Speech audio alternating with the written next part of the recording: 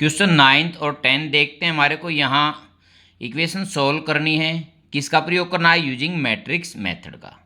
पहले क्वेश्चन 9 देखते हैं।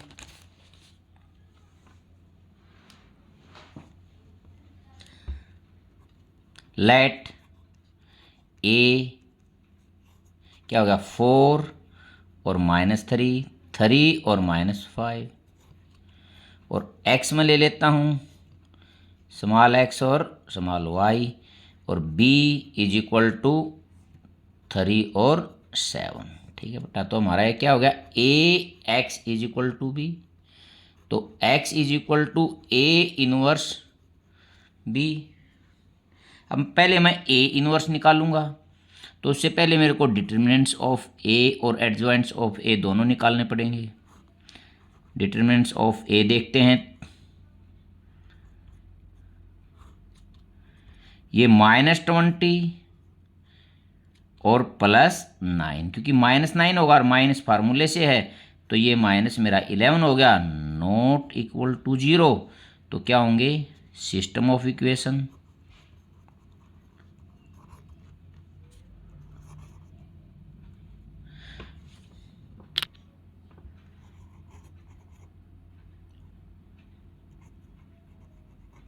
Has unique solution. ठीक है बेटा, अब मैं एडजॉइंट्स ऑफ ए फाइंड आउट करता हूं इसके।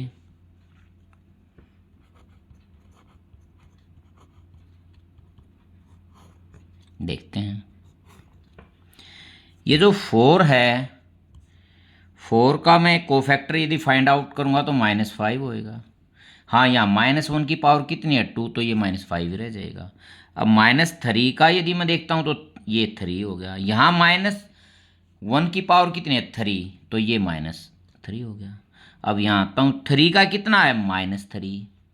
हाँ, और -3 की पावर यहाँ की, -1 की पावर कितनी है? 3, माइनस वहाँ से और माइनस यहाँ से प्लस हो जाएगा ये, इसलिए अब ये कितना हो गया? 4। देखो बेटा, देखते हो, देखो यहाँ और यहाँ -1 की पावर 2 है, यहाँ -1 की पावर 4 है, तो ये इफेक्ट नहीं करेगी। हाँ, यहाँ और यहाँ इफेक्ट करेगी, क्योंकि यहाँ -1 की पावर 3 है, यहाँ -1 की पावर भी 3 है। तो यहाँ जो आएगा, देखो यहाँ पर क्या रहा था? 3, तो ये -3 हो गया। यहाँ और यहाँ पर देखता हूँ मैं नीचे, तो ये माइनस था, तो ये प्लस हो गया। ठीक है ना, क्योंकि वो -1 इफेक्ट यहाँ डालेगा। और इसका मैं क्या करता हूँ? ट्रांसपोज -5, -3, 3 और 4। अब मैं ए इनवर्स फाइंड आउट करता हूँ। 1 बाई डिटरमिनेंट्स ऑफ ए और एडजॉइंट्स ऑफ ए, 1 बाई -11 और -5, -3, 3 और 4। मेरा ए इनवर्स मैंने यहाँ निकाल दिया बेटा। अब x is equal to a inverse into b, 1 by -11 और अंदर -5, 3, -3 और 4 इंटू मल्टीप्लीकेशन है 3 और 7। ये b यहाँ मैंने लिख दिया, ए इनवर्स के स्थान पर ये लिख दिया, b के स्थान पर ये लिख दिया। 1 बाई -11 अंदर देखते हैं बेटा, देखो -5 की और 3 की -15 +21, नीचे -9 और +28। अब यहाँ x is equal to -1 by 11, ये तो ऊपर माइनस लगा लो या नीचे लगा लो। अब यहाँ देखता हूँ प्लस का 6 और ये प्लस का 19,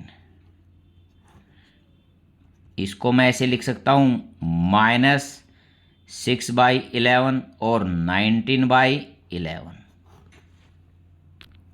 तो ये माइनस है, तो इसको भी माइनस, ये भी माइनस है, तो यहाँ से मैं x क्या था? x और -6 बाई 11 -19 बाई 11। तो यदि मैं दोनों के एलिमेंट्स को कंपेयर करता हूँ तो हैंस लिख देता हूँ यहाँ पर, x is equal to -6/11 and y is equal to -19/11। Question 10 देखते बेटा। 5x plus 2y is equal to 3 और 3x plus 2y is equal to 5। तो बेटा लेट a 5, 2, 3 और 2 और x स्मॉल x और स्मॉल y हो गए मैट्रिक्स के अंदर। b ले लेता हूँ मैं ये 3 और 5। ठीक है, तो यहाँ से मेरा ये क्या होगा, a x is equal to b. तो x is equal to a inverse b। ठीक है, पहले अब मैं a इनवर्स फाइंड आउट करूँगा। नेक्स्ट पेज पर देखते बेटा। डिटरमिनेंट्स ऑफ a देखते हैं हम और एडजॉइंट्स ऑफ a निकालेंगे और डिटरमिनेंट्स ऑफ a, इससे हमारा a इनवर्स निकल आएगा। 10 - 6 is equal to 4 not equal to 0। इसका मतलब system of equations has unique solution.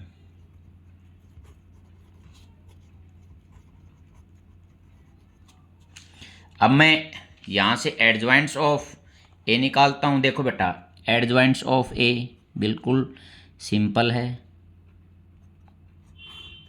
5 का कोफैक्टर 2 है,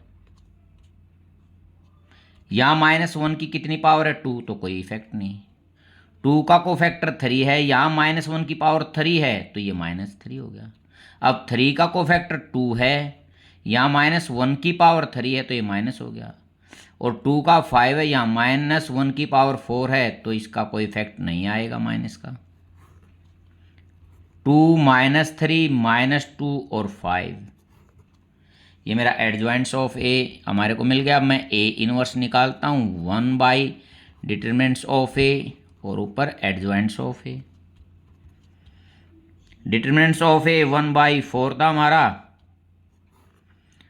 2 -2 -3 और 5।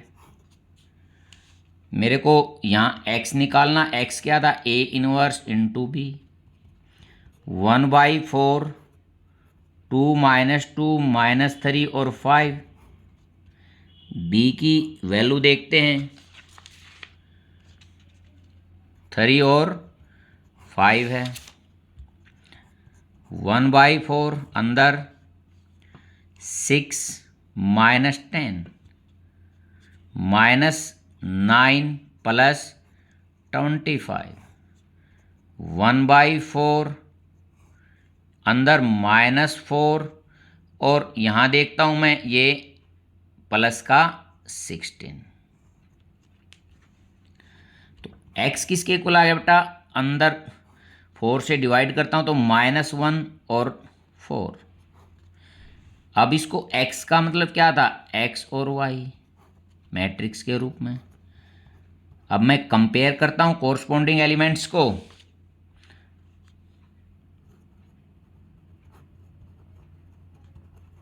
Comparing corresponding